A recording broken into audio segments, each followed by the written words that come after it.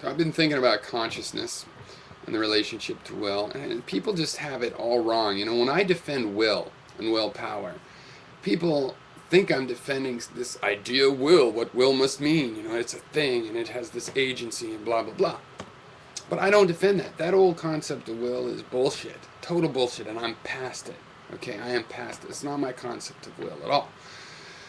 So what is will? What else could it be but a thing if it's naming it? I don't know what it is. And you know what? It's not that as important to know what it is as to be able to question it. To question it, both in every sense, and both in being a willful creature, questioning your wills, and also questioning about it. How can we learn more about the will? Not how can we pin the will down?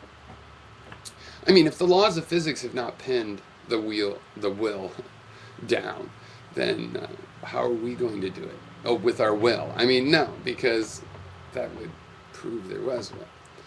But anyway, think about it this way. The evolution of consciousness is recent in terms of the most advanced consciousness. There's a cutting edge in evolution of consciousness. Now, all kinds of animals have different kinds of consciousness, and I think all animals have some element of at least dumb consciousness. You know, in other words, they know that their senses are being stimulated for sugar or whatever, or light or whatever the creature is, and they can react to that, and they think in that sense. But really, consciousnness as we understand it, and self-consciousness, and thinking about thinking, and all of the rest of it, that's a very recent evolution. We love to make explanations of why only humans do this kind of thing and why it makes us so damn special. Okay, well, it is sort of special, but it's a new thing. Okay, so it's a new thing. So no, that means there's not going to be an essential element to it forever, or else it would have forever existed. So there might be some composite, some part of will. Yes, that will have had to exist in physics and nature, ready to combine.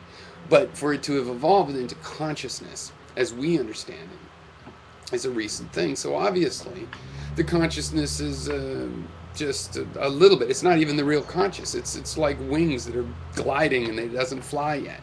You know, the consciousness is, we take it for granted. We think it is our essential being. And so we don't question, we don't advance it. But if we do advance it, we'll find that the power of our will to answer these questions themselves and to keep asking without ever finding a final answer, a classical answer, where the answers that you find are better questions, where what you're looking for is you want to take a question and turn it into better questions. And that is a quest that you can fulfill. You can take questions and realize, oh, that's sort of a stupid question. This is a better set of questions. And you can break things down and compare the questions you find in different domains and make abstractions and universal generalizations and all the rest without ever actually finding one universal generalization. So consciousness is this very a recent thing. It's just a little part of ourselves that's doing this coordinating. We do not need it to survive.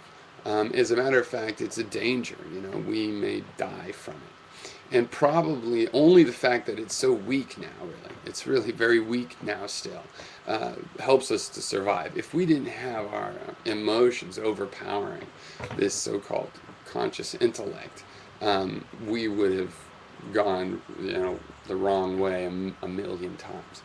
Now, people sometimes blame emotions for terrible things, like, you know, these repressed, weird, psychotic things like Nazism and stuff in Germany. But you know, I think it's really intellect to blame for plotting all of these master plans. And yeah, the emotion comes in, but that's the point. The emotion on its own can only do so much damage. Emotion in combination with intellect, we would die. But it would be from the intellect, because the emotion on the small scale, its damage is naturally somewhat more limited. So anyway, that's some ideas on consciousness.